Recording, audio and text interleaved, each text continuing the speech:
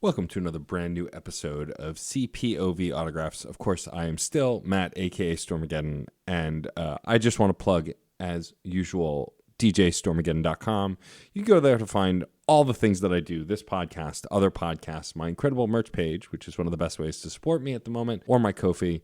Again, that's www.djstormageddon.com. I'm not going to harp too much on the preamble stuff. I want to get right into this awesome episode. It is jam-packed. I am chatting with Caisey, Luci, Andy, Matty, Geoff, and Rachel. All of them together, their powers combined, form Choirfly, New York's premier nerdy acapella group. They are delightful, lovely humans who I had the pleasure of meeting through co-hosts of my other podcasts, Rachel and Geoff. I got to see them perform live at Prospect Park and have become fast friends with many of them and hope to become good friends with the rest. We have an incredible conversation about how this acapella group came to be, what all of the different members add to this group, how they persevered during the pandemic, and much, much more. So without further ado, I'm very, very excited to introduce the incredible, brilliant, talented, and phenomenal Choirfly.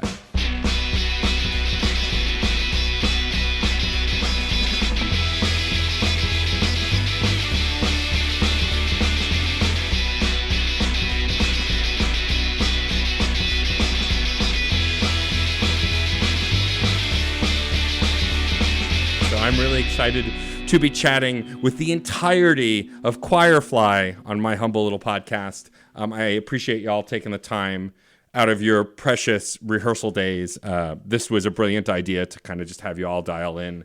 So I think to start, why don't y'all introduce yourself, a little bit about what you bring to the table in Choirfly, or funny quirk, or like literally anything about you, just so the listeners can get a sense of who's who by voice.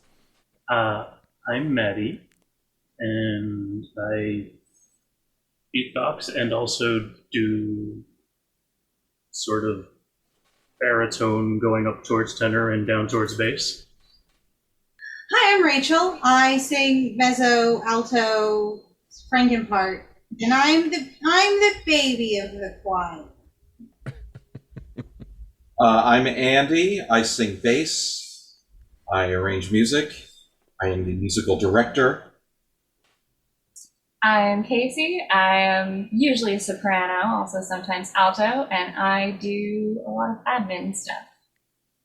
There's also a Luci, who is currently slightly indisposed. And Lucy is the other half of our admin team. Yes. Awesome. And I'm Geoff, and I sing mostly tenor and handle a lot of the recording and production side of things. If some of those voices sound familiar to y'all, that's because I, of course, do a podcast with Rachel Corky Shank and as well Geoff Moonen, who are in this group. And although not my exposure to the group, because I actually know this band from like maybe one or two incarnations ago, just through the Way Station and my board game group friends, you know, those kind of nerd groups tend to work together. I would love for us to start by y'all giving a general, like, this is what Choirfly is. Like, it's nerdy acapella, but like maybe give the elevator pitch of who Choirfly is. Well, Choirfly is New York City's premier nerdy acapella group. We sing covers of songs from TV shows, movies, video games, other places. We do our own adaptations and mashups and parodies.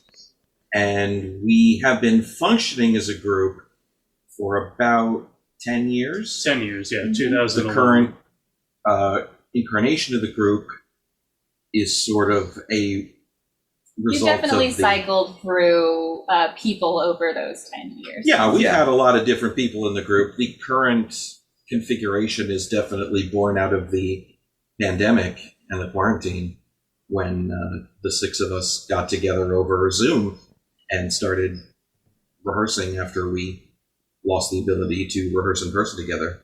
We did that for over a year. Wow. I was the only one who was in it pre-2017, right? Mm-hmm. Yeah, that sounds about right. Yeah. I was in it the times you saw it before. Yes. Yes. I've been in it since early 2012, so I'm the elder. And Rachel joined us over quarantine, actually. Joined up when we were all still stuck on Zoom.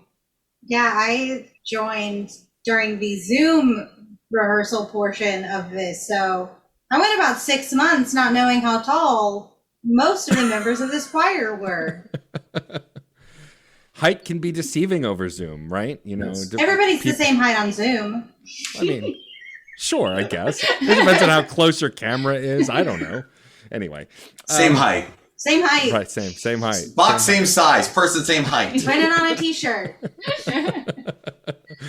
But yeah, I mean, I saw y'all perform live at Prospect Park not that long ago, which was a lot of fun. And I thought it'd be a hilarious, chaotic mess to have y'all on the show at once instead of individually. You were right. We're saving We're the trying individual. really hard to behave right now. We were Rachel and I have split duty. Like, we've decided Screen Snark is going to feature all of y'all individually, and I was just going to get the messy y'all on this one. You know, just divide and conquer, so to speak. I would love to talk a little bit about y'all's musical background, because I know it varies from member to member. You know, I will let you designate who talks and how to not step on each other. But you know, I think it's what's fascinating about Choirfly, as long as I've been listening to y'all, is that all of the band members kind of come from these different places. And like, I got a little bit of that preview with Caisey when they were on Screen Snark, but like, I think it's fascinating the worlds that you all come from. And then we all looked at the musical director. Yeah. Answer the question in what order? Well, that's what I... Tell us what order to go in, Andy. Okay. Well, I could talk about myself for a brief moment. I'm definitely on the spectrum of the group that has more formal, regimented training, you know, vocal training and voice lessons and school musicals and school choirs, and also a cappella experience of my own. But we really run the gamut for that throughout the... You also play instruments and arrange most of our music. I am a guitarist, and I do musical arrangements, and I've been doing that for most of my life. I also am of the formal training group, you know, high school, college, training choirs and musicals. I have recently dabbled in starting to arrange music for the group, but that is, I'm less adept at that. Promising. It's good stuff. I'm your Padawan in that, I think. A little bit. I understood that reference. My musical background comes down to my parents started giving me piano lessons when I was 8 because it got me to sit in one place for 45 minutes at a time. And I then just kind of... miracle. And it was incredible. And then I just kept picking up more instruments as I went, sang in choirs and in school, did school musical stuff. I have a degree in jazz trumpet because... I didn't know this. I didn't know that I have a either. bachelor's of music feels in like jazz/commercial music from Five Towns College with a concentration in musical theater. My instrument was trumpet. As I like to say at fancy cocktail parties I never go to, I got a jazz degree because philosophy sounded too lucrative. You've been to a couple of those parties. Exactly. You weren't there. Or was I? But all that being said, I also have started bringing arrangements into the group. I need to dial them back, not because of any amount of ability of the group, but because I have not done any serious music arrangements since I was studying for a degree, and the amount of flat 13s you put into your chords or lack thereof were deeply crucial to a grade, whether or not they sounded good at all. So, Focus is a virtue in a setting like this. it very much is. And I've honestly been having a lot of fun. I've never arranged anything for vocal before. I don't know about... Andy, I imagine you did a decent amount before the group. Little bit. More, which is more than I have. Okay. And so it's been... I've been really enjoying hearing how we all do it, too, because it feels a lot like those sorts of arranging exercises, but for a band and for a group. So it's not writing for abstract voices or instruments. It's writing for all of us, which is super fun. I, as a youngin', started learning some guitar, and in a short period of time got switched to 3 or 4 different teachers, and in the end learned very little, and still can't play very much. And then I did the same just by myself with bass, and then I learned to fiddle on hand drums. And somewhere before and then again after that, because I forgot in the middle, I had started beatboxing because I was imitating things and making noises. And eventually I worked up the guts to try and do musical things a while after I had wanted to. So that was in like late high school and then in college. And then I've been in this group since 2012 because someone else who used to be in the group was looking for a beatboxer and called my roommate and forgot completely that I was one who he had known that for a while. Whoops. But in any case, saying all that, I know the least about music probably out of the group as far as like arranging, reading. Academically. Yes, academically, Yeah. I know the least about music. Which isn't the most important part, really. In the group. But I definitely know the most about beatboxing in the group. It's very true. Truth. An Though important I do skill to love have. singing. A great talent in beatboxing. And a mediocre talent in singing. You're No. great at singing, Matty. I won't allow you to say mean things about my friend Matty. Matty's a great musician. It's true. That is a Sometimes great I do musician. sing good. Most of the time you sing good. One of the really fun Okay, things good. we've gotten to do in the recent period of time is actually give Matty more solos and more things to sing within the group, and it has been pretty dang wonderful. Very Awesome. rewarding. I love that. Yeah, a lot of our old arrangements were like, we just had a lot of songs that needed a beatboxer, and over quarantine, we rewrote all of our music and did all these new arrangements and made sure some, like, we have some with beatboxing and some where everyone gets to sing a part, and it's been fun divvying up voices, learning everyone's individual abilities in a small group like this. One of the biggest shifts recently in Choirfly has been that it is now a much smaller group. So a lot of our older music is written in more parts than there are people currently in the group. So we have, we had old songs that were like for 8 parts. Yeah, We only have for 6 people reference, right at now. its very largest, the group I believe had 15 members for a very brief amount. Wow. Which is Whoa. still not the largest band I was part of, but that's another story. Big for an a cappella group. It is big for an acapella group. And Yeah, that's like show choir material. right, and so the arrangements that we had were much more choir-ish, nerd choir, which were still good arrangements, but you break that down to the number of voices that we are, and it doesn't carry the same weight, it doesn't have the same abilities. One of the reasons why Rachel was such a necessity, besides their incredible personality and talent, was the fact that as we were trying to make our old arrangements work for current voices, realizing we couldn't just assign 1-to-1 and it was okay, because we had one song where our usual soprano was soloing and we still needed a soprano part. Yeah, that's as soon as they took me off, let's give you the solo. Oh, well, no. what have we done? And that problem was going to turn up sooner or later. So really it was kind of best that it happened during our controlled circumstances of Zoom. That's a good way to put it. And I came in with the greatest talent of all, knowing Geoff.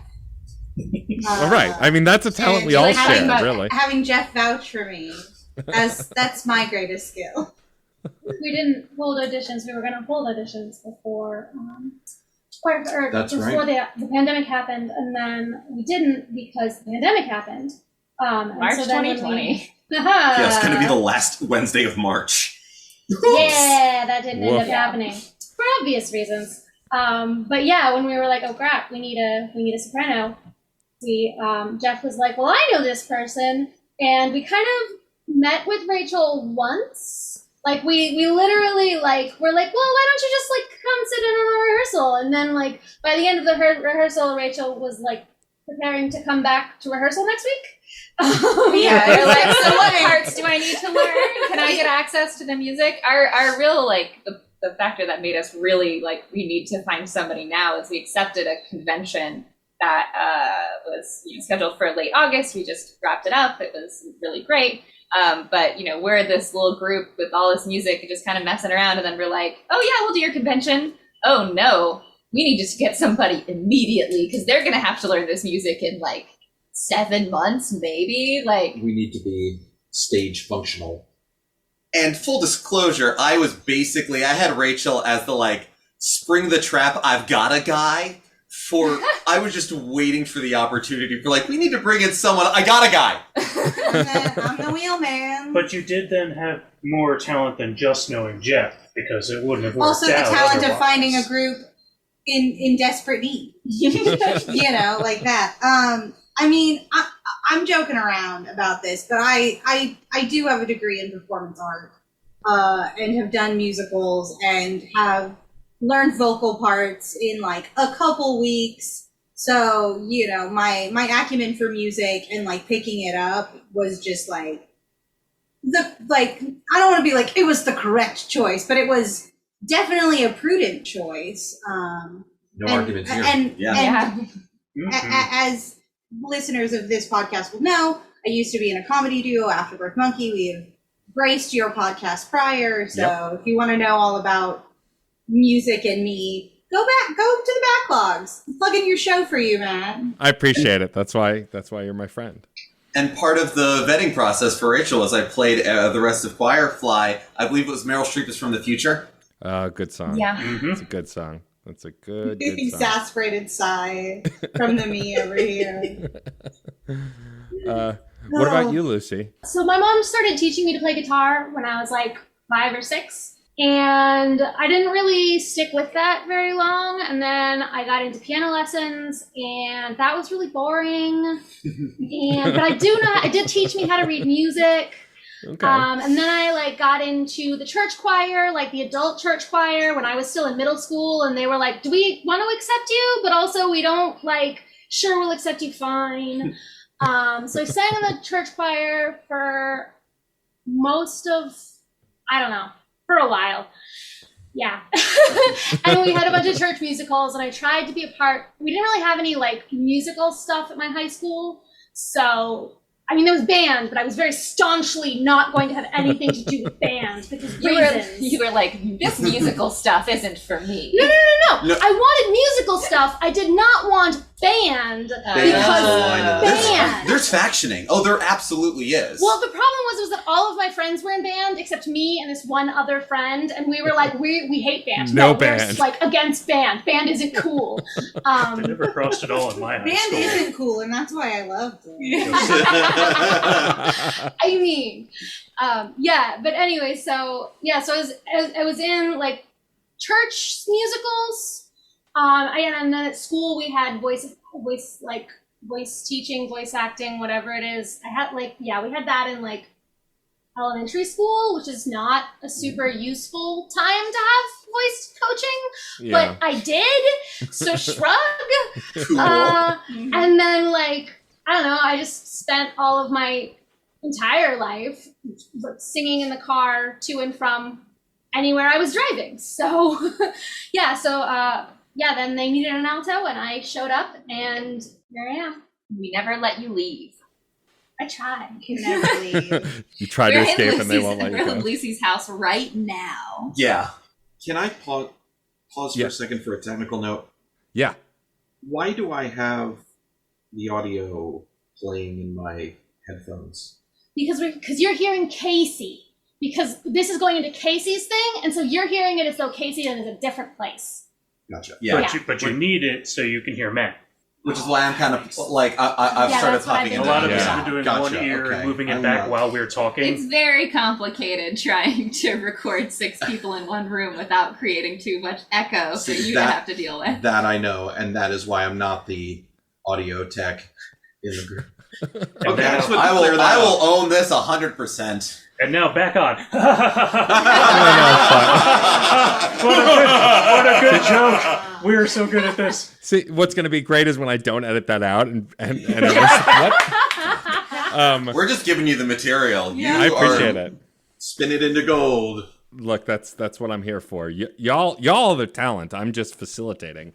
But I think the You're first a time. very talented interviewer. So. Don't start. Oh my god, I Rachel. got so jammed. Just- The lag. No, you're very good at interviewing, my friend. You do this all the time, and you are Thank you. incredible. I will suffer no one being self-deprecating in this room except for me I'm the best at self-deprecation. Oh, Only come I on. can do it. All This right. is why we gang up on Rachel and tell Oh, them yeah. that they can't be self-deprecating. Right. And as well you should, because y'all are awesome. I guess the first thing I want to ask is why, and this probably I guess will go more towards Matty since he's been in the group longest, but like why Nerdy Acapella, right? Because Acapella is everywhere and there's tons of great bands that do it. And like, obviously I have to assume there's some influence from things like Weird Al and, you know, other like nerdy bands. But like, what was the draw? Was it just that the group was full of nerds? Well, there was a sheet that had the 4 types of acapella that exist. Okay, got it. And that's bile, blood, saliva, and nerdy. And there, yeah. And nerdy. So the others were so popular, we wanted to be more original. So oh wait, no, it was because the person who originally started it, the previous director, as well as who they started it with, were very nerdy and into nerd culture and sort of dork culture words.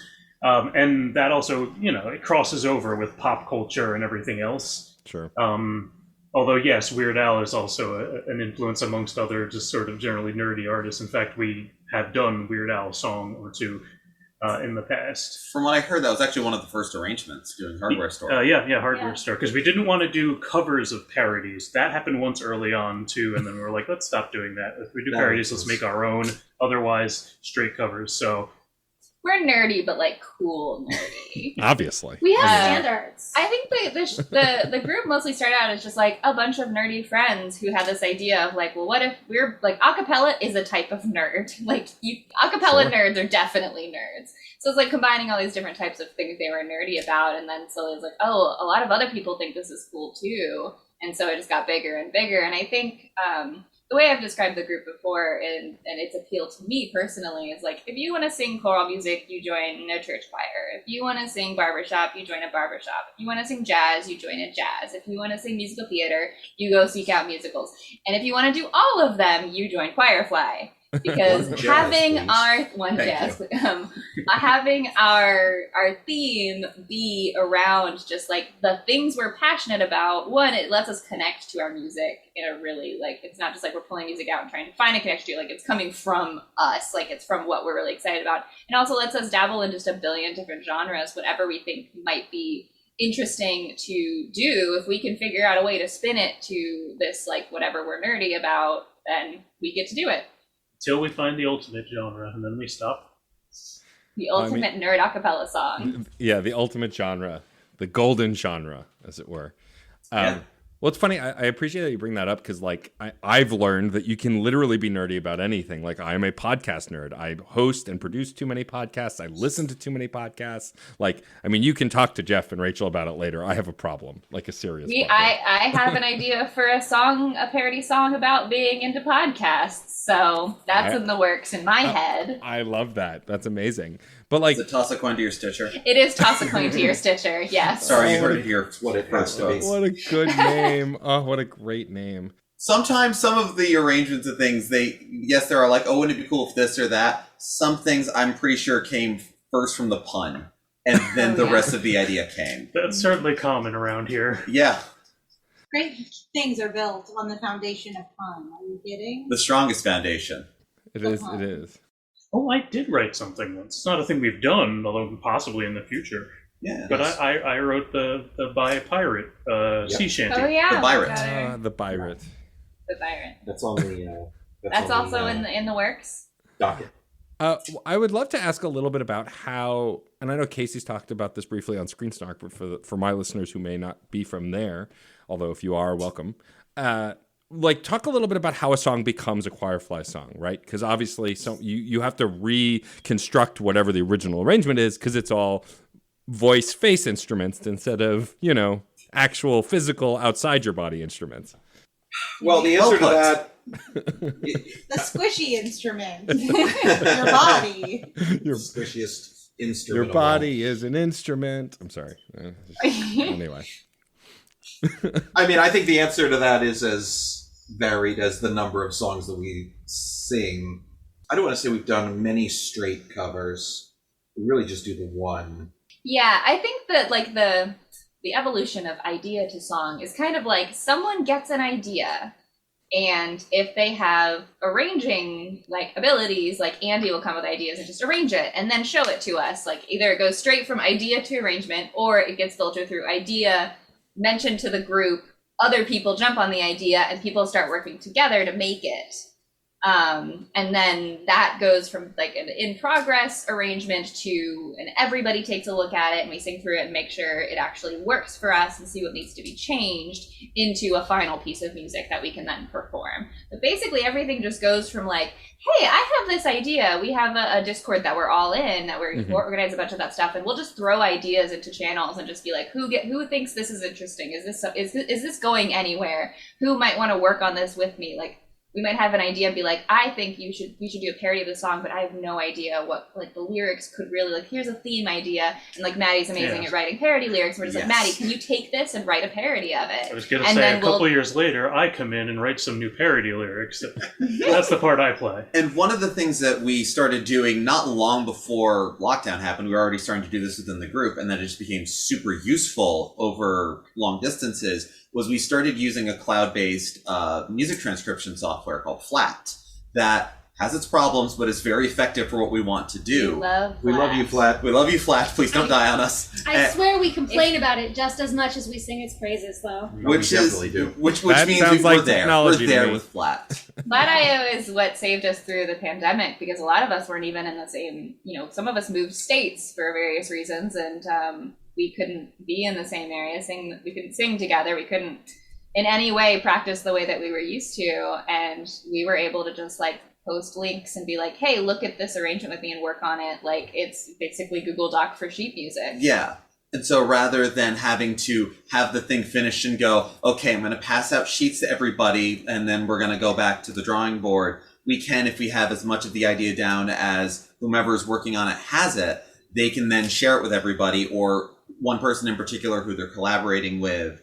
And once it's at a point, we can download it as PDF so that we can all read it, and that's fine. But if we need to make adjustments later, we bring it to rehearsal and find, oh, that's working, that's not working. All of the pieces can evolve, and that also makes it easier to go forward with some ideas, because there's definitely been a few bits and things that we've tried to do that we've put on the back burner or outright abandoned.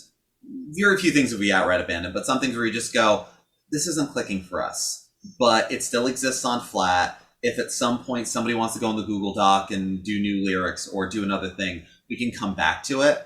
And so the one show that we had was the convention that we did in August. And right now we're doing stuff like this and kind of getting our name out there, and we're going to hopefully record some of the stuff that we did at the show and kind of work on that. But in the meantime, we are letting new pieces, when they excite us and when they reach a finishing point, we can bring them to rehearsal and we can try them out and we can play with them. And some things, start as one thing and become another. One thing I'm working on right now is I'm arranging Still Alive from Portal, which was an old thing that used to be in the repertoire, but was a very straight ahead cover. But I feel that for what we do and who we are. It's just way too easy for us, right? It's just too simple. Yeah, we It's gotta throw some boring. Why not make it harder, obviously? Well, I was goofing around in Flat and just wrote down as a title, so because the way I do things, I have like several projects all in a folder, and just so I can keep them straight, I just start giving them dumb names. And I had renamed... Pokemonster? What's up? Pokemonster? Pokemonster, Pokemian Rhapsody, some of those. And I also had called Still Alive the girl from Aperture, Oh, which I'm now turning Please it tell into me a you're bossa trying to nova turn it song, and into- You Can't Stop Me. I was Just going to say, are very you trying to different. turn it into the girl from To be fair, they Ipanema? are straightforward Not cover. specifically, just inspired by the work of Tom Jobim. the vibe.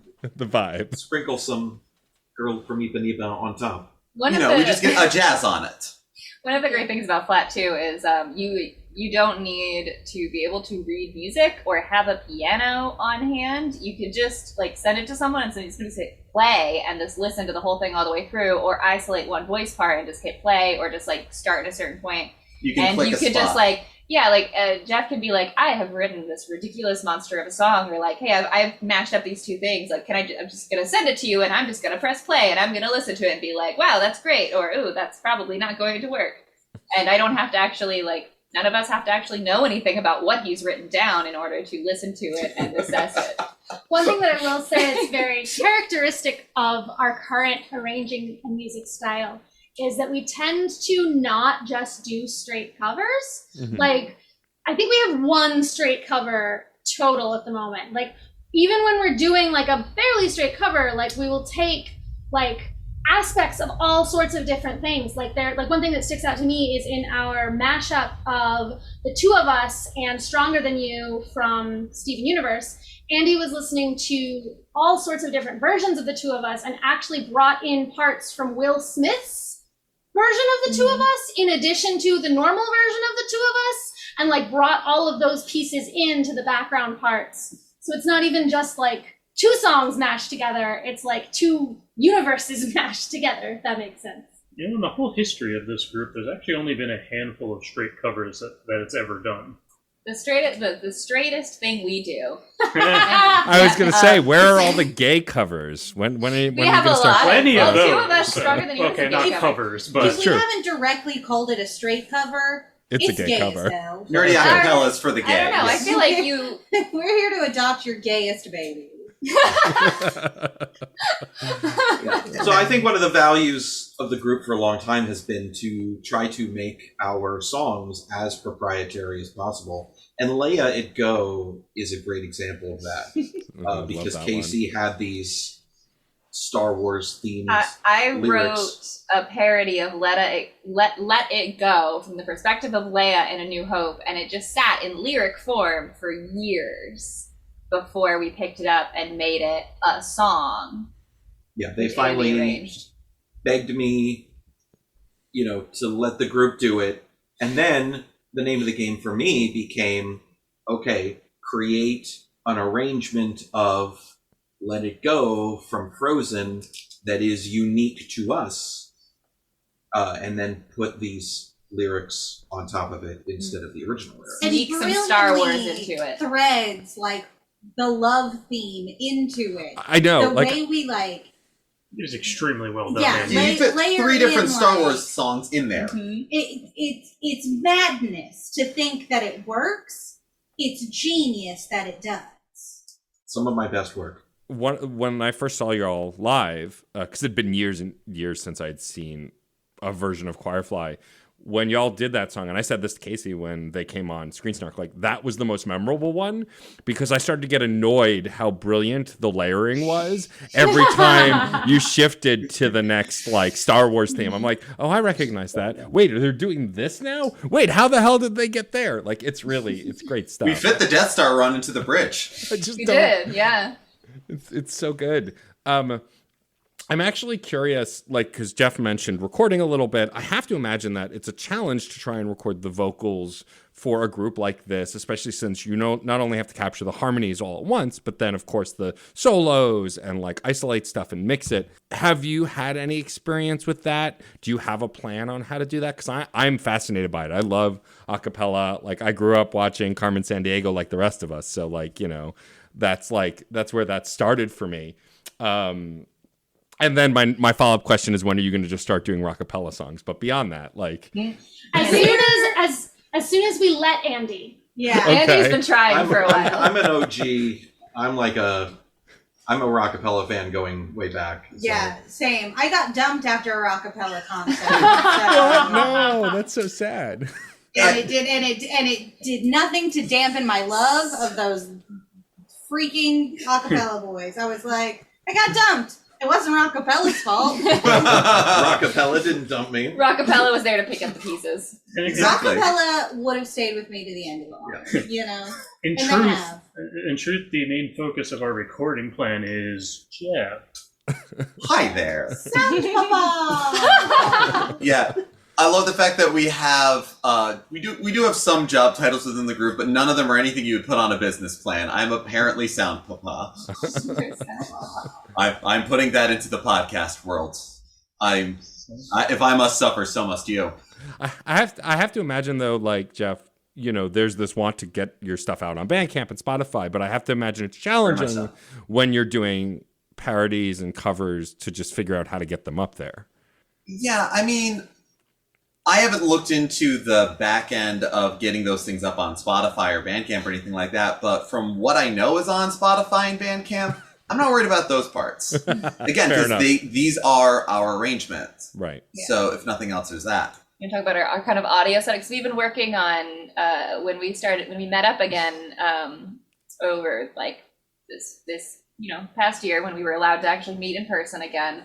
It was in a completely new location that we'd never rehearsed in before, and we've had to figure out what is the best way to set up an audio, anything, to record anything, because we record our rehearsals so that if anyone's not there, they can listen to it, or we can go back and cut songs out and listen to ourselves for reference.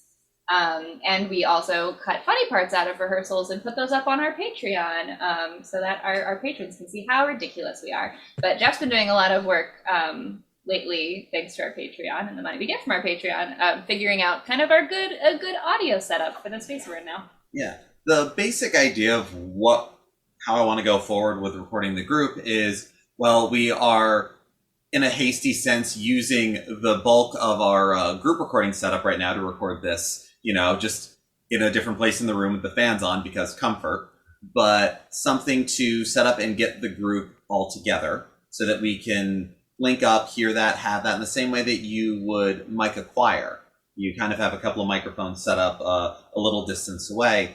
And both here we're kind of setting up a bit of a solo-ish area to record, but also I have my own solo area where I record podcasts and do my own work from, that I will probably also record everybody doing their part. And part of the recording process or the mixing process is record everybody doing 2 good takes of their part for each song.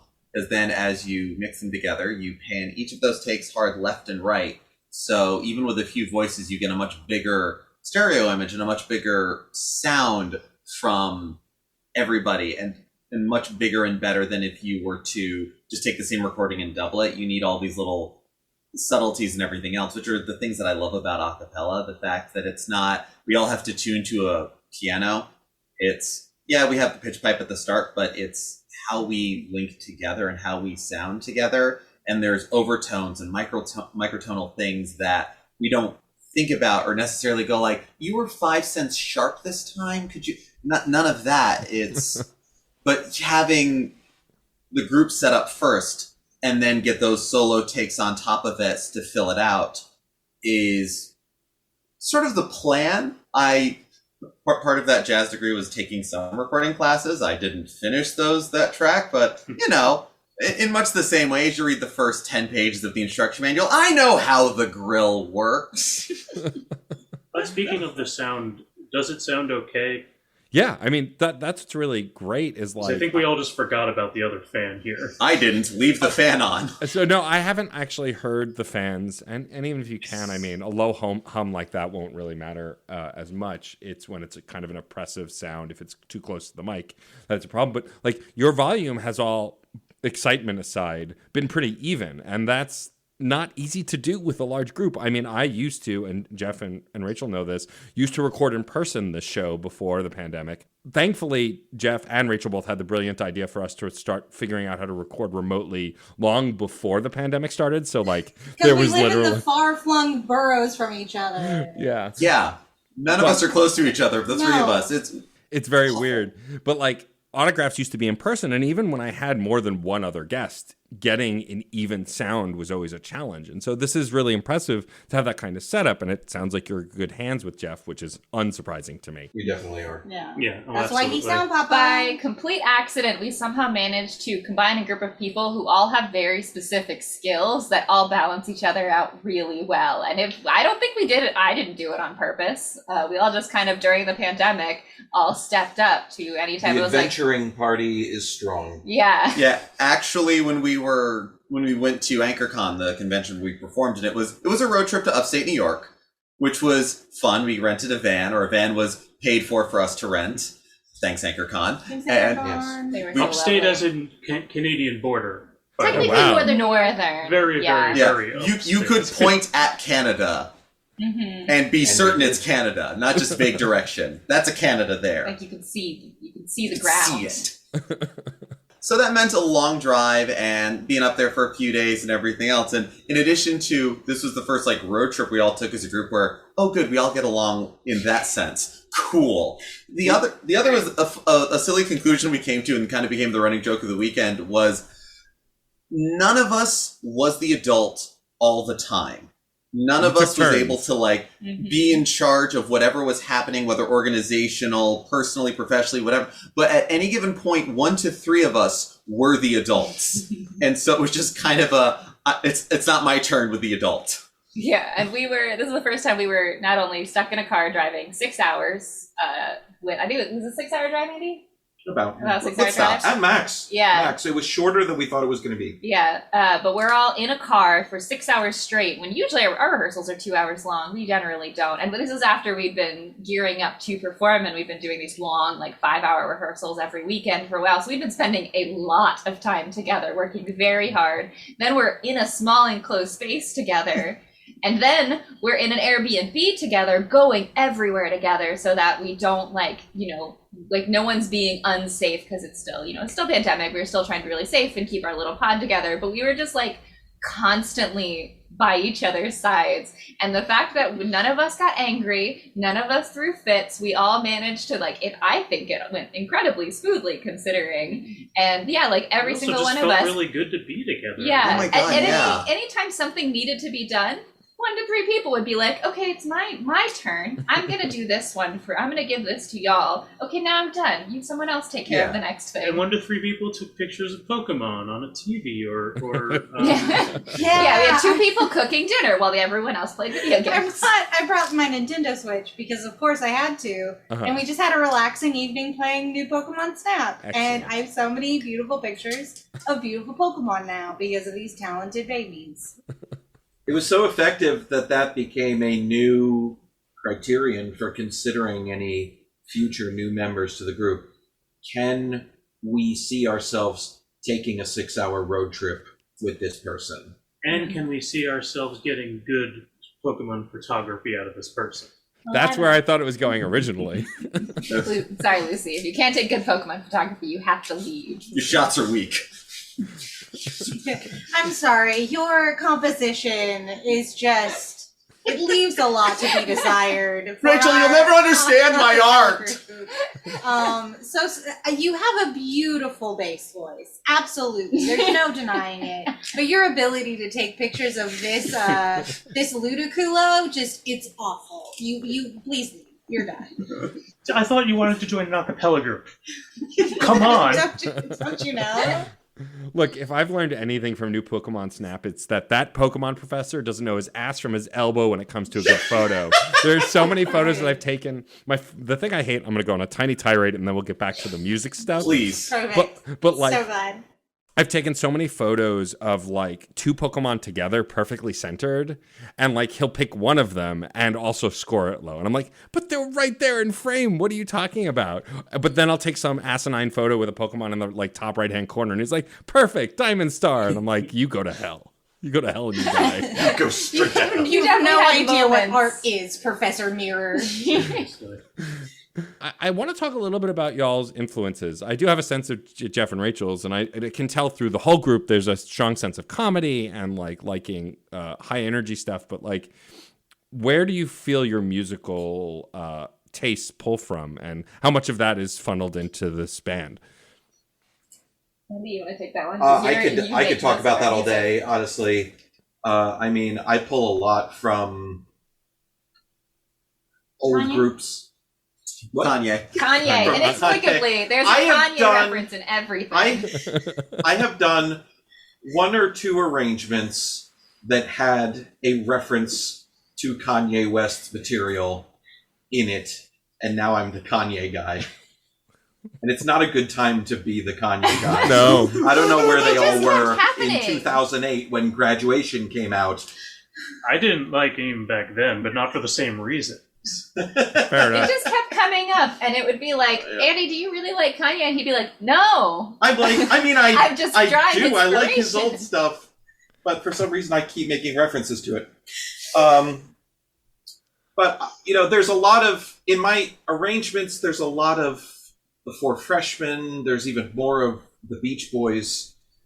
There's as much of that as there is,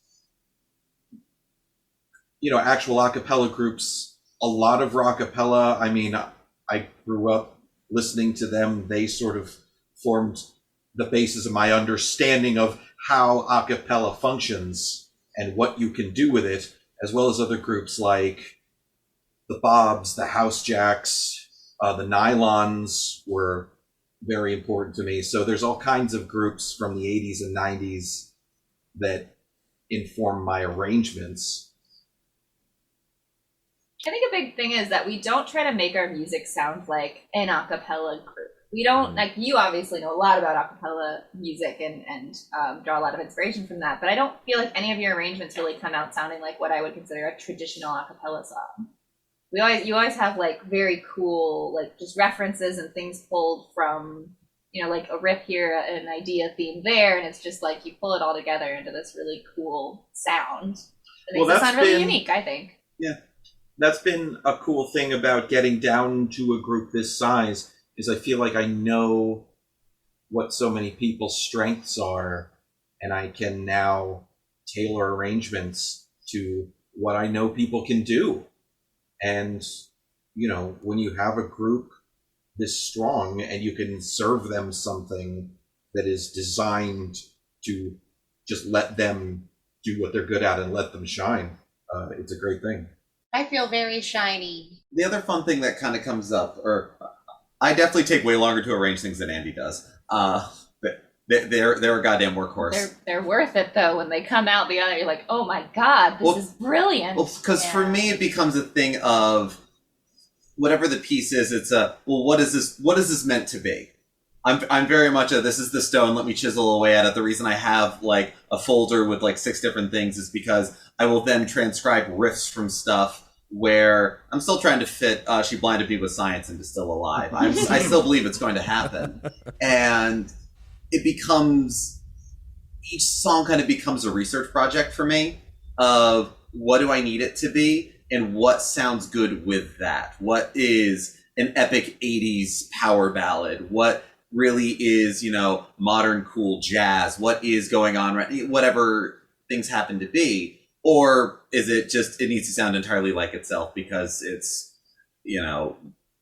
some goofy song that it just needs to be that, and we just need to make it work for us. Or, probably the quickest turnaround for me was Good Riddance. But that was because I didn't want to do anything to that arrangement. The original is too good.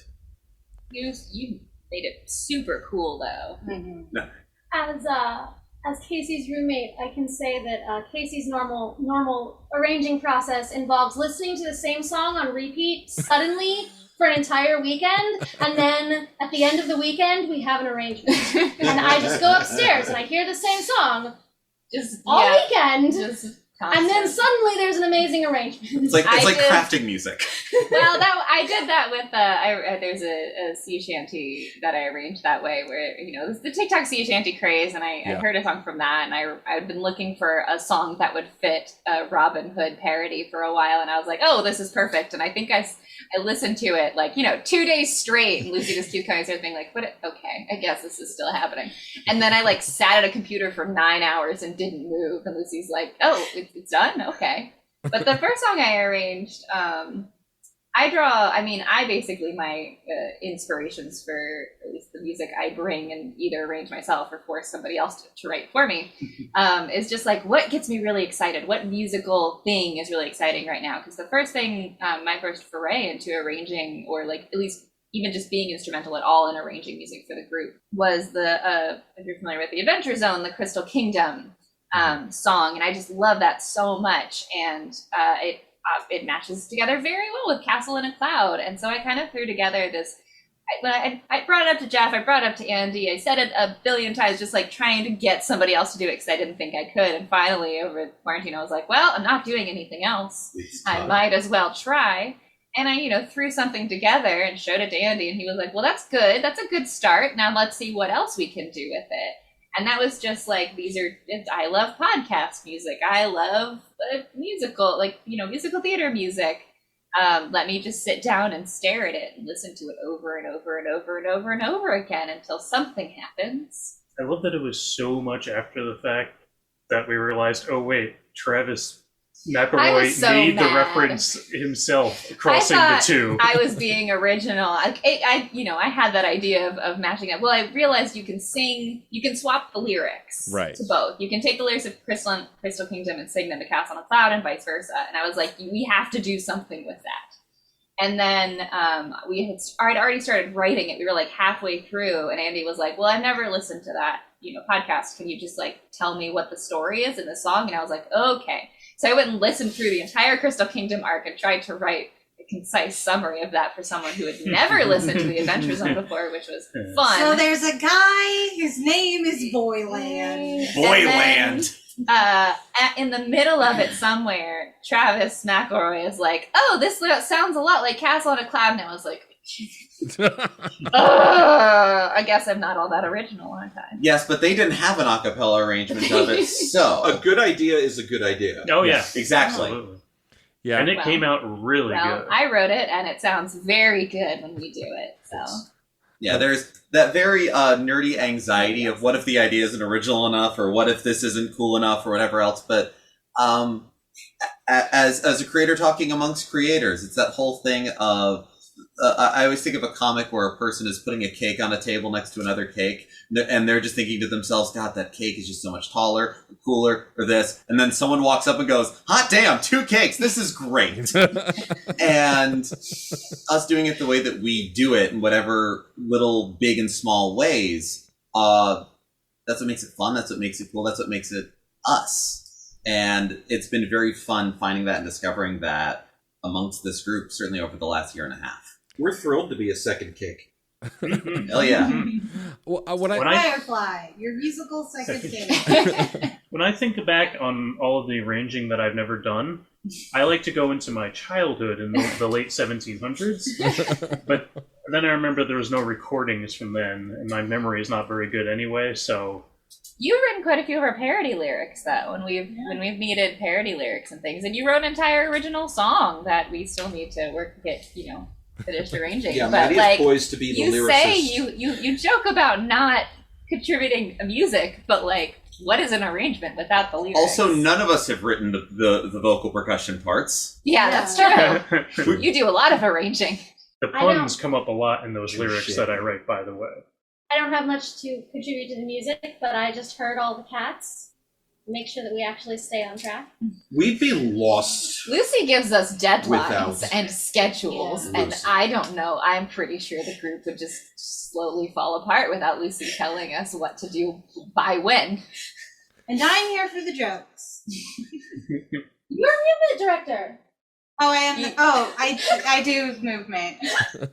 I'm turning this whole shebang into a show choir. Don't even worry about it. And you turn every one of your solos. You turn every one of your solos into something magnificent. It's an event.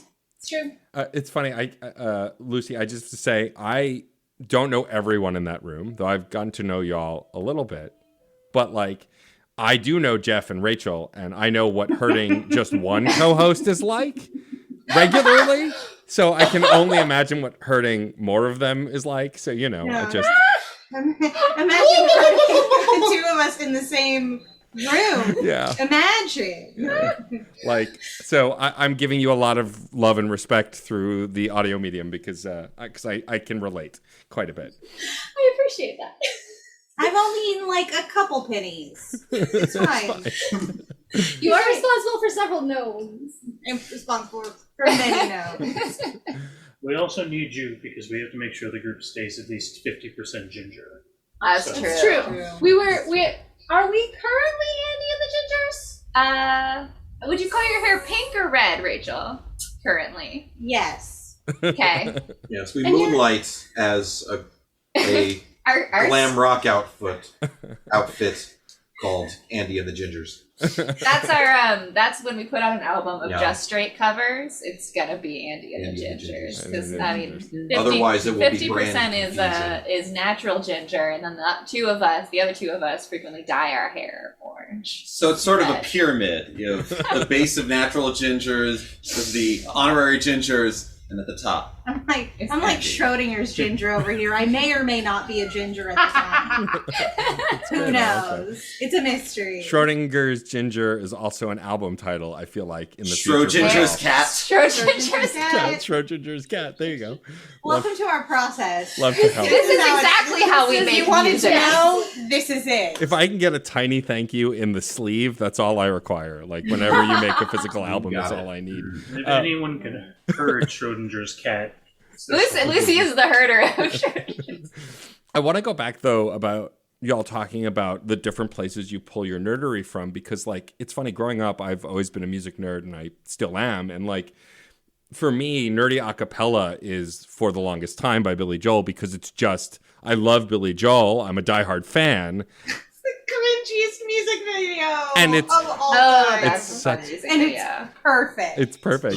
But, like, that to me is really nerdy, because when I was a kid, I had no idea that was a cappella. I was just like, this is a great Billy Joel song. I love this song. And then, like, as I got older, it's like, oh, that's all people making those noises? And, like, it just kind of blew my little mind. And that part of a cappella has always blew my mind. Like, I joke about a cappella, but, like, the deep voice guy, I always tried to imitate and remember, because, like, he always did these sounds like bow, bow, and things like that. And, like, that like just makes my brain spin, the kind of way you decide how to say and sing things. Is that inherent to the arrangement process? Like, knowing the things to say and how to sing them? Like, how does that come to coalesce? Well, That's a good question. I feel like if you sing, if you know your voice part, you know Right. what your voice is capable of doing. When you sung with the same people consistently, you know what they can do. But like, if I arrange songs, I don't touch the bass part, because I do not know how that works. I have not had enough time listening to like Andy and Matty sing those parts to figure out what is happening in there and where their ranges lie. But I think when when you're arranging music, you know our voices really well. So like you do have an inherent knowledge of what we are capable of singing. Whereas, you kind of have to spend time learning what other people can do. But anything you can do is like, well, I've got that set.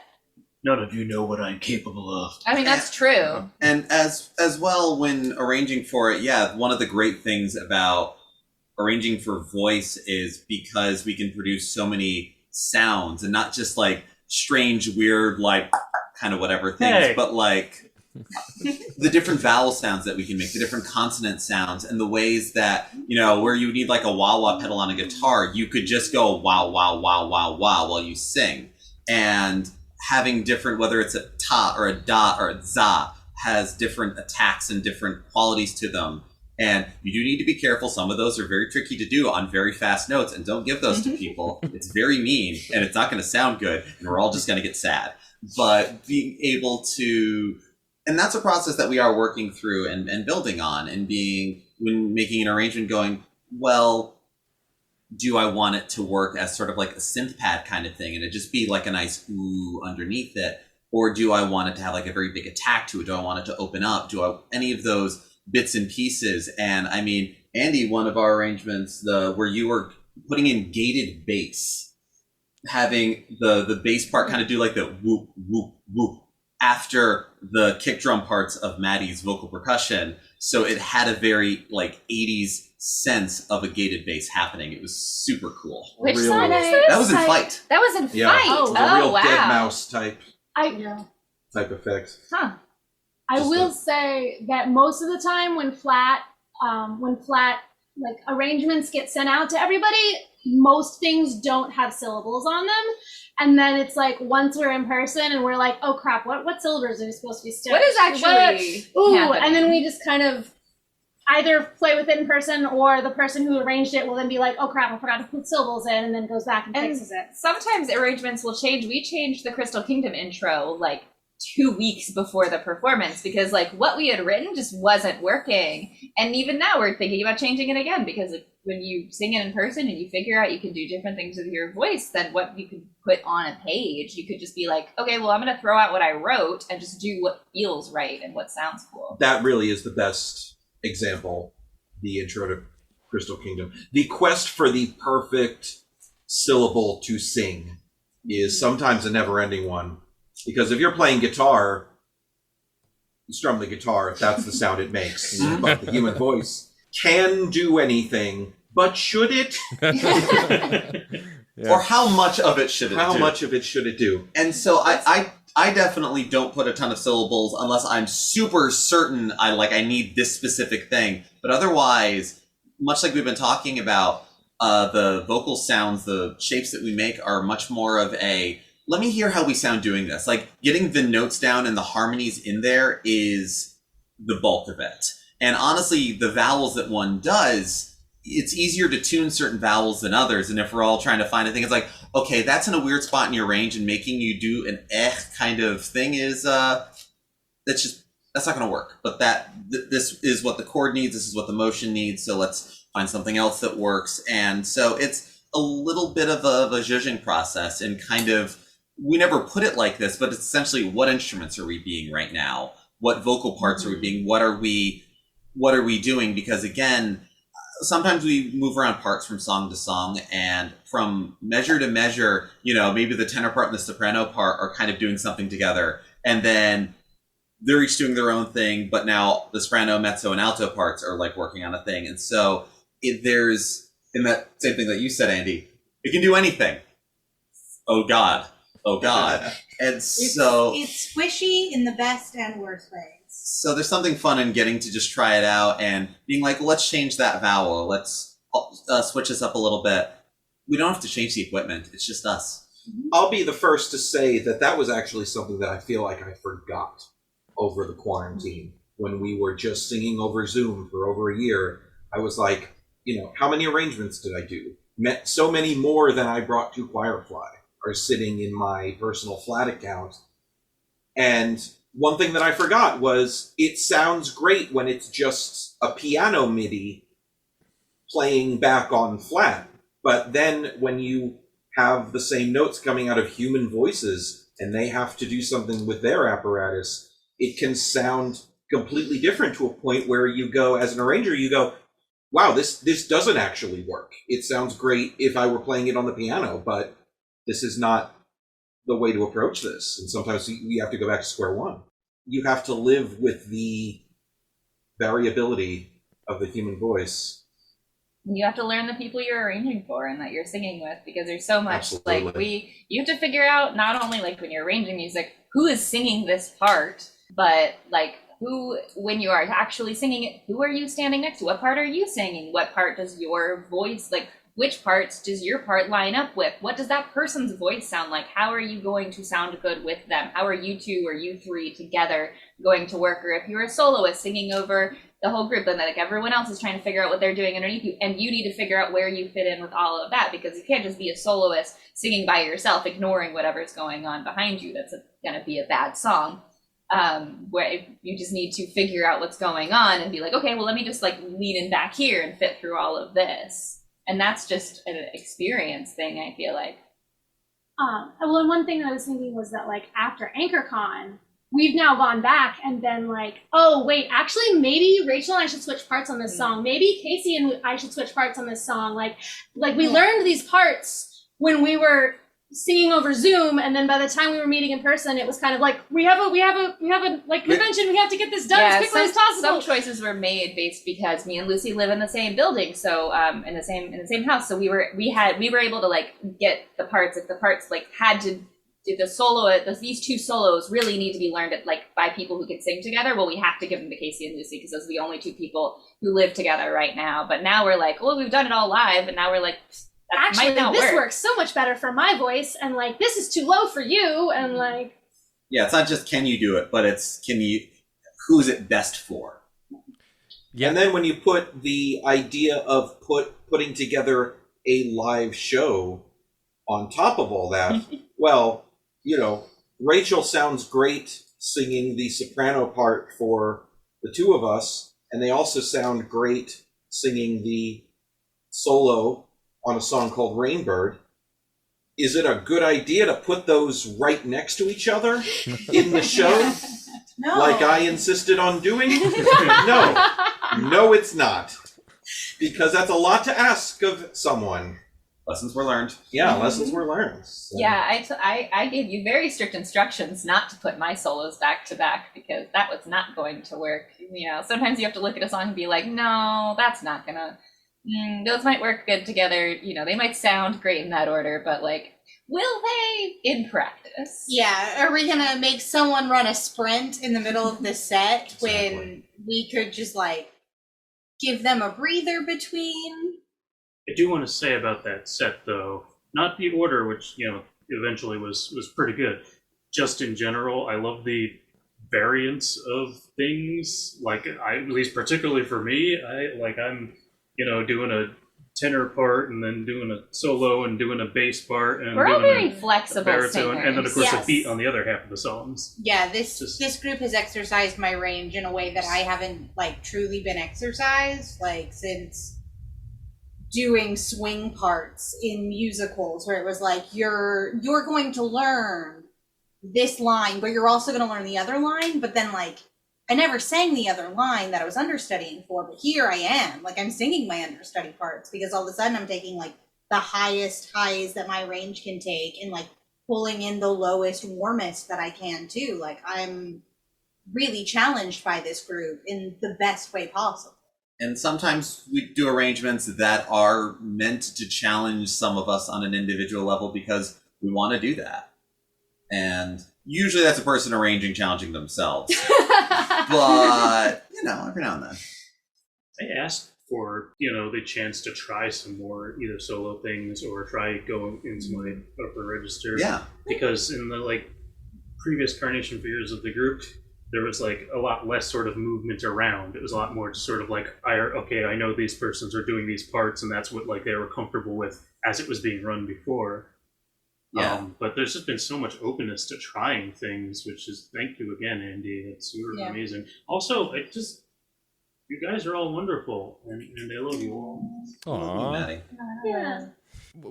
It's funny talking such detail about the human voice. Like I know for me, like I always thought I wasn't a good singer, and the jury's still out on that on the whole. But like I grew up listening to a lot of like alt rock, 90s alt rock. So your Third Eye Blind, your Eve 6, your Matchbox 20, like the gravelly voice singer generation. And so Underrated bands. And so I would try and emulate that because that's what I heard a lot of. And I thought, oh, my voice can do that because they're singing, but like their voice is in this place that it's like, it's kind of gravelly and I can do that. It wasn't until I met my now spouse that like, she's like, no, Matt, you're a bass. Your voice is really low. You can hit those notes if you go down instead of up. And like the first time I did that, it was singing along to a band called Steam Powered Giraffe. And their band, An influence for this one over here. The member of the band, the Spine, he also has a voice similar to mine. And I was I think the song is called Automatic something. I can't remember. It's been a while since I listened to the album. But like I started emulating his speaking voice and then a singing voice, and she's like, "There, that's it. Do that. That's where your voice goes." And like it kind of unlocked the matrix code in my brain of like, oh, my voice can do that. I had spent all these years thinking I couldn't sing. Like I would try and do the rock band thing and follow the pitch and all of that. And like I was just terrible at it. And it wasn't until I like started going deeper, I was like, oh, that's where my voice lives. That's how I sing, is there. No one can relate more to that than me. There's definitely a place in modern rock and pop for tenors that does not exist for basses. And I spent a lot of years wishing I had a different voice than the voice that I have. And that's a difficult thing. And I've had this conversation with multiple people in this group. We don't have a lot of big egos in this group. Well, that's good. We could actually maybe stand to have some bigger egos in this group. But I've had the conversation with people where they say, well, I just don't sound the way I want to sound. I think I'm falling short. And I've said to people, you have to sing with the voice you've got. you can look at people that you admire and you can emulate them in some ways, but you can't judge yourself when you don't match them. That's something that I had to learn and took a very long time for me to learn, and I still struggle with I'm sometimes. still trying to learn it from when you said it a few weeks ago. Yeah, he literally was just telling us this very recently. And I remember when I was so I do the solo on Let It Go, and like, Let It Go is a song that people know. That is Idina Menzel. That is a specific, people try to copy her voice. When you think of it, you think of her voice. And for months, I was singing it, trying to sound like Idina Menzel. My voice sounds nothing like hers. We do not have any of the same abilities. And Andy just over and over had to be like, you can't keep trying to sing it like her. Sing it like you. Sing it the way you do it. And I had to completely erase like my memory of what her, like, just don't even think about the way she sounds. Try to sing it completely different. Figure out, what is my voice capable of doing with this song? Because if I'm trying to copy somebody else, I'm never going to figure out what my voice wants to do naturally, which is what I'm actually going to be able to work with. I'm like, it's like using tools from someone else's toolbox. It just doesn't work. Something very fun that has also come of getting to rehearse in person is we've just developed a very strange warm-up process of finding our voice and finding our sound and finding ourselves. And part of it comes from the fact that I am a huge nerd of the human voice, of vocal production, of like vocal anatomy from a non-medical standpoint, and Luci has a much better knowledge of human anatomy and of muscle groups and everything else. And everyone can bring in sort of their imagery and their ideas on things, and Luci can fact check us on like, oh, that's this thing. Oh, that's what this is. Here's the muscles you're using, actually, when you say that. I'm soon to be a massage therapist, hopefully. Oh, cool. Awesome. Well, as a person who enjoys a good massage, I wish you luck. No, I'm dead serious. Like, my spouse introduced me to that. Like, we had someone come recently now that things have gotten better with the pandemic. It's not over yet, but like, I didn't know I had those muscles that could hurt, let alone then get the relief. And like, so much respect to anyone studying that stuff, because it is a vital and necessary skill. Also, Matt. Yes. You said that you can't hear the fans, but you hear us this whole time. We're fans of yours. You're so... Flirt moment. Stop it. Happening. I'm going to sink into the earth now. I will become one with the lava. Before we wrap up, I have a question that I've been asking in the recent episodes, because I've been recording through the pandemic, and it's been kind of, important to me to find the good in all of the horrible nonsense that's been going on in the world, both the pandemic itself and anything else around it. And so I'm curious for you guys and gals and non-binary pals. See, I recovered. I got there. Is what is one really good thing to come out of the pandemic and the time during the pandemic? We'll go with Luci first. So I think for all of us, so we started the pandemic and didn't really know what we were doing, but we kind of all made the decision we're going to meet every Wednesday on Zoom, even though we don't really know how we're going to do any of this or what we're going to be doing, but we're going to do this. And then we met every Wednesday, and then also started meeting on the weekends, to have individual coaching sessions with Andy, and then figured out a way to actually rehearse with each other, and having to meet with people and having people to hold you accountable for that was and I guess this is really this is me plugging how Choirfly helped me get through the pandemic. Really helped, I don't know, but it helped us find our space as a group too, if that makes sense. Yeah. Because I mean the way that we would rehearse is we would all get on Zoom, we would each sing every song 6 times, but one person would be muted, or one person wouldn't be muted each time. So I would sing unmuted and everyone would listen to me. Then Andy would sing and I would hear my part with Andy's. Then Geoff would sing and I would hear my part with Geoff. Then Caisey would sing and I would hear my part with Caisey. So we would really get to know how each of our parts intersected with each of the other parts in ways that helped us know the music so much better. And I think we're a lot stronger as a group because of it. There's also a necessity because of lag. Yeah. Well, yes. It was the challenges we encountered over the quarantine really helped us one, commit to staying a group when it was so easy to just be like, throw your hands up in the air, this is too hard. Especially that first month. Like, I would, if it were up to me, I would have just spent the entire first month of the quarantine just staring at the ceiling in my bedroom. Yeah. But these people said, no, Andy, it's 7:30 on Wednesday. Get on Zoom, show us your human face, Yep. and be a real person for half an hour.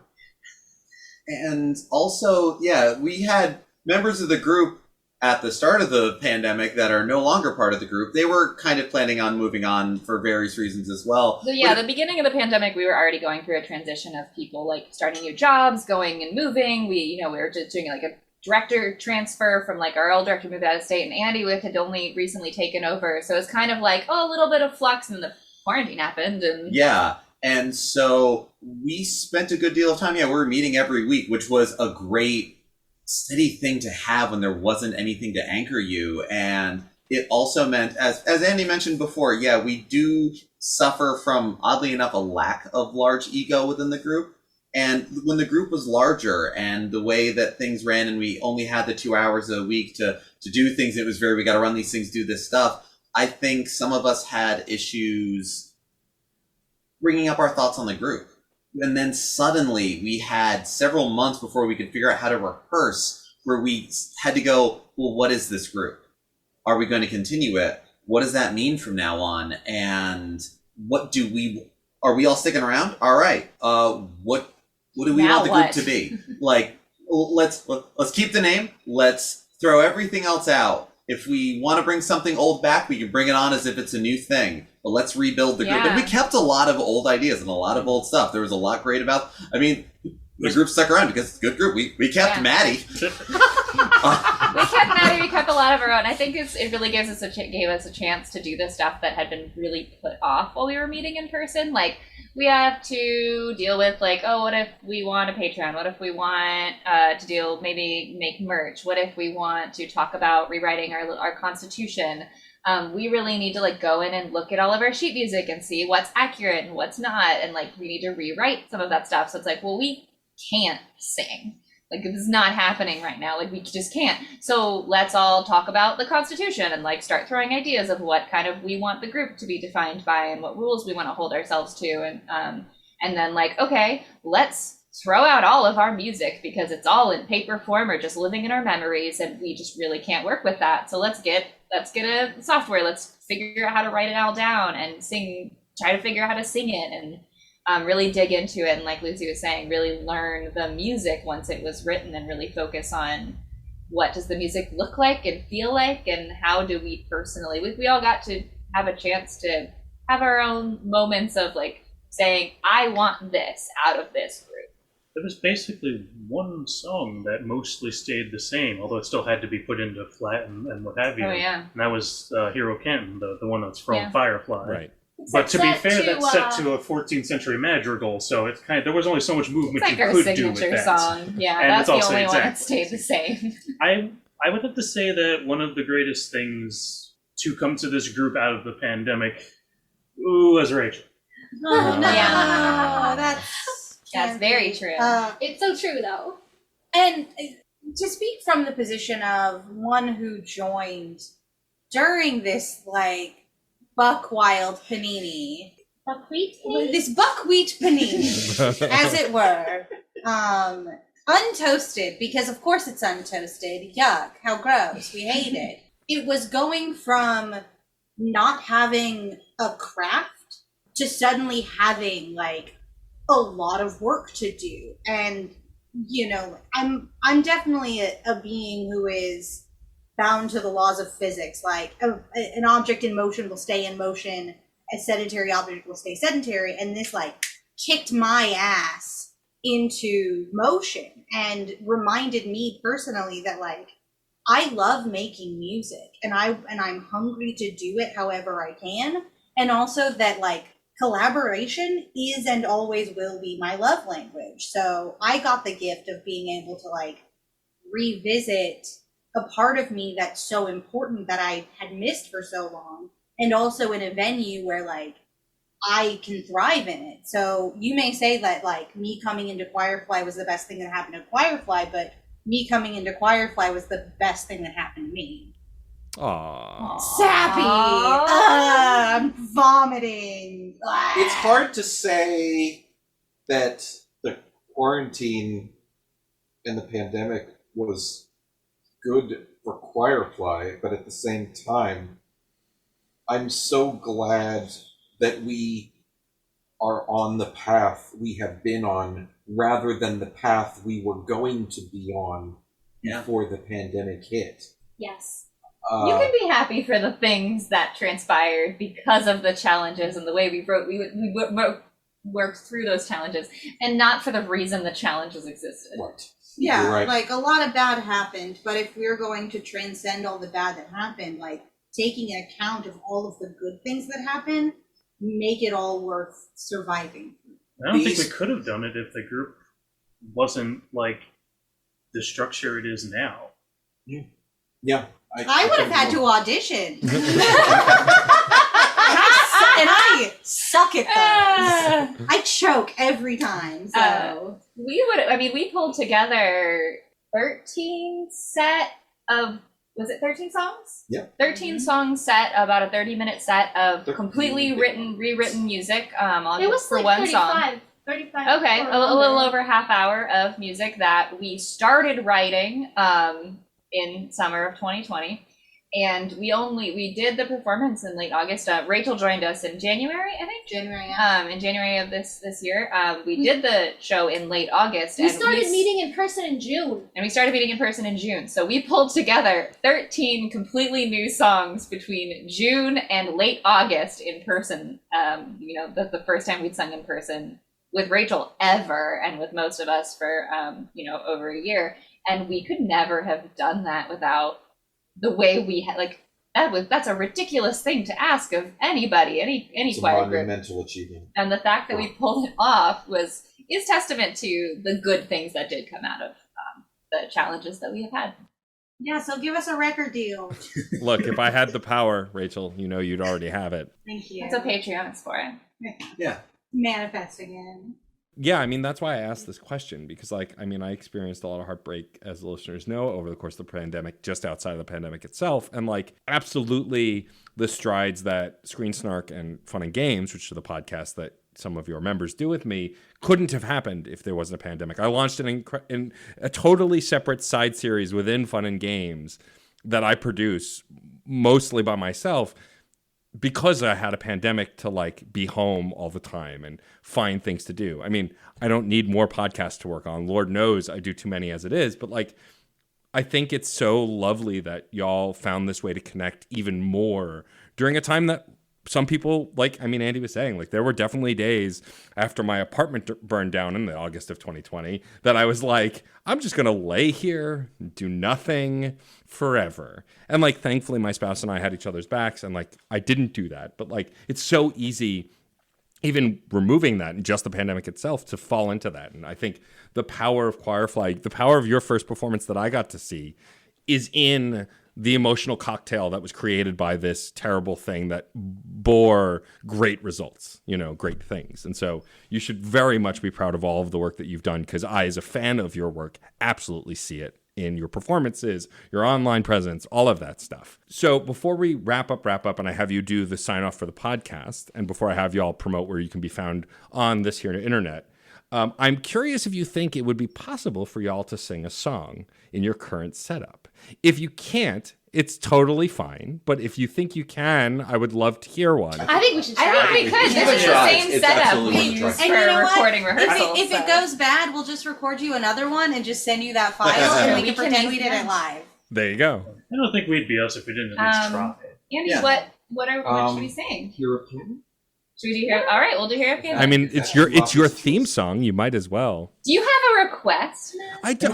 I'm instructed to take that question back. This interview is over. No, I think the Hero Canton is a good get to know Choirfly song. It is our signature piece. All right, this is going to be wild. None of us are warmed up. Nope. We're all So we have loud. been making vocal noises for We the have last. been making vocal noises. Just everybody, This is a test of how well we. just everybody keep it foxy. Mhm.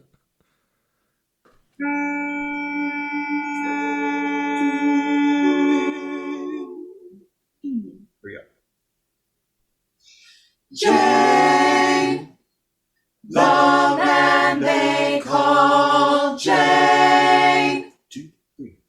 robbed from the rich and he gave to the poor, stood up to the man and gave him what for. Love for him now ain't hard to explain. Hero of Kent and the man they call Jane. Jane, he saw there a man that traced his trace every day, and he only by sense can't do that truth might be. The stone that star every passing bar, he had to steal.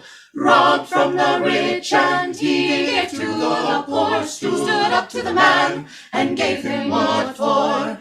Love for him now ain't hard to explain. Hero of Kent and the man they call Jane. Now here's what separates the heroes from the common folk, the common like you and I. Jane turned around his plane and flew to the money sky. He let money in the sky. Robbed from the rich and he gave to the poor, stood up to the man and gave him what for. Love for him now ain't hard to explain. Hero of Kent and the man they call Jane. Hero of Kent and the man they call Jane.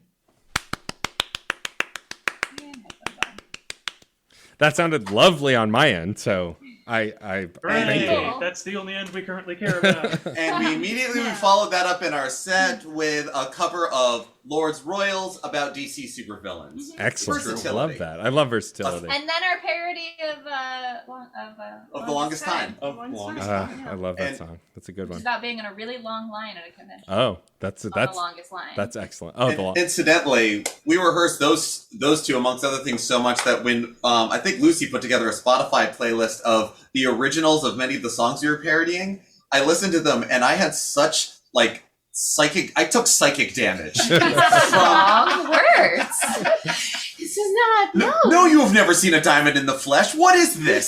That's like I'm a big Weird Al fan, and I like both White and Nerdy, and They See Me Rollin' both. But like I'll listen to pop radio and hear the original come on, and I'll go to sing the Weird Al lyrics and go, oh no, it's not that one. No. All right. The Weird Al There was a effect little skip in is the universe. heavy in many places and has been most of my life. Especially the difference in Weird Al's vocal quality from Chamillionaires. Yeah. Like they This just is not sound the so same. similar. So the same. So the same. Thank you everyone for joining me. This was lovely. I am Thank you, Matt. Thank you. I'm a big fan, and I hope I get to see y'all live in person soon. But before I have you sign off the show, why don't you each tell folks where you can be found on the internet as a group? If you want to plug yourselves individually too, please do. And then, of course, the best place to find Choirfly as a whole. You do individuals and then do Choirfly at the end? All right, I could be found at YESIAC on most social media. It is my first name spelled backwards. That's basically it for me. Oh. Did you Did just you get just that? Yeah. Wow. Yeah, I love that moment when people figure out that the handle I use For on 4 years. everything is just my first You name. people are spelled spouting backwards. nonsense 24 hours a day. I don't spend much time thinking about it. Nonsense 28 hours a day. Thank you. Jeff. Yeah. I can be found on most social media at Geoff Makes Noise. Geoff is GEOFF. I can be found usually by looking up Matty Horror, MATTYHORROR, at things. Sometimes if you look up like The Good Lich, like The Good Witch, but a lich, you can find stuff too. But I'm not really on social media. Lucy is That's unknowable. That's good. Good for you. With the wisdom of the ages. Likewise, my My social media presence is Choirfly. Yeah. You can find me all up on them internets by using the handle I am Rachel Berkey.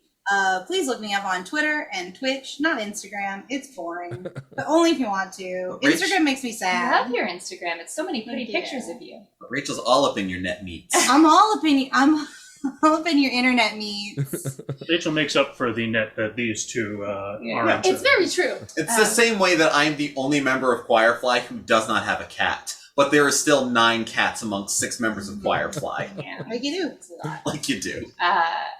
And Only Choirfly can be found at Choirfly on Twitter, Instagram, Facebook, choirflynyc@gmail.com, and Patreon at Choirfly, where we post a lot of behind-the-scenes content stuff from our rehearsals and how ridiculous and silly we are, and videos and content about our process of making music and things we are still working on. And we also post sneak peeks of new music we're working on and stuff before it goes live on YouTube or eventually probably Spotify and Bandcamp and all those fun stuff. Well, that's Choirfly, CHOIRFLY. One word. And I will include in the show notes the link to the Patreon, to their website, and all the other cool stuff that they do. Thank So God. y'all, You're a goddamn professional. so y'all can go check that out. Thank you again so much for being here. I sincerely adore all of y'all, even though I've only met some of y'all once. But I feel kinship, and I hope that we get to chat more in the future. The last thing I'll have you all do, and Geoff and Rachel are familiar with this, as I was saying on this podcast, it's born out of my now on indefinite forever hiatus music podcast, because I refuse to say it's over, because then it's actually over. But it's this idea that as long as you're making art of some kind, as long as you're creating, life isn't that bad. Like, you can find the good in creation. And so the phrase is, music is life and life is good. I don't know if y'all want to try and say it together or try and take parts, but like... Do we want to be excited or creepy monotone? I think creepy cult Creepy is what cult. it's going to have to be. Yeah, creepy cult. Creepy Yeah. cult? Yeah. Should we start it with We Are Choirfly? Yes, so you can Yeah. say we are Choirfly, and music is life and life is good. We are Choirfly. Music is life and life is good. That's it for this episode of CPOV Autographs. Our theme music is by Michael Kill. Our logo was designed by Case Aiken and Joey Amons.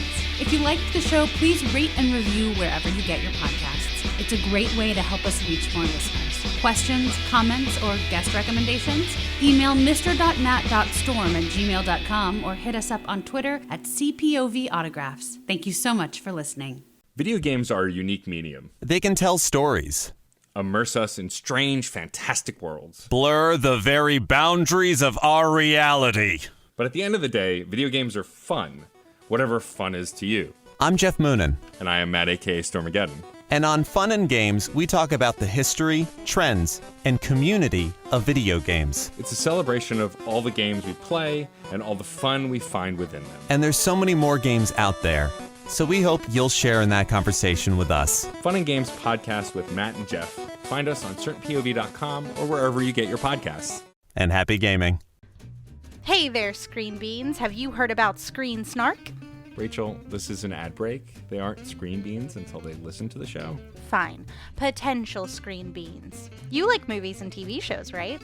I mean, who doesn't? Screen Snark is a casual conversation about the movies and television shows that are shaping us as we live our everyday lives. That's right, Matt. We have a chat with at least one incredible guest every episode, hailing from all walks. We've interviewed chefs, Writers, costumers, musicians, yoga teachers, comedians, burlesque dancers, folks in the film and TV industry. and more. We'd be delighted for you to join us every other Monday on the Certain POV Podcast Network. Or wherever you get your podcasts, fresh and tasty off the presses. What? That's not. Can I call them Screen Beans now? Fine. Screen Beans! So tune in and we'll see you at the movies or on a couch somewhere. Because you're all Screen Beans now.